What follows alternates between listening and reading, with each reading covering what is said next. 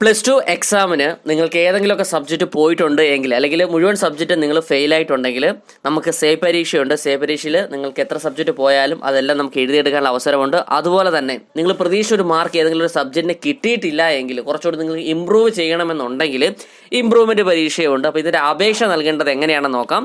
May 15 വരെയാണ് അപേക്ഷ നൽകാനുള്ളത്. അതുപോലെ തന്നെ സേ പരീക്ഷ നടക്കുന്നത് ജൂൺ 12 മുതൽ 24 വരെയാണ് സേ പരീക്ഷ അല്ലെങ്കിൽ ഇമ്പ്രൂവ്മെൻറ്റ് പരീക്ഷ നടക്കുന്നത്. ശ്രദ്ധിക്കണം, ഇമ്പ്രൂവ്മെൻറ്റ് പരീക്ഷയാണെങ്കിൽ ഏതെങ്കിലും ഒരു വിഷയം മാത്രമേ നിങ്ങൾക്ക് ഇമ്പ്രൂവ് ചെയ്യാൻ സാധിക്കത്തുള്ളൂ. അപ്പം റിവാലുവേഷൻ ആണെങ്കിലും സൂക്ഷ്മ പരിശോധന അതുപോലെ തന്നെ അതിൻ്റെ കോപ്പി എടുക്കണമെങ്കിലും അപേക്ഷ 14 വരെയാണ്.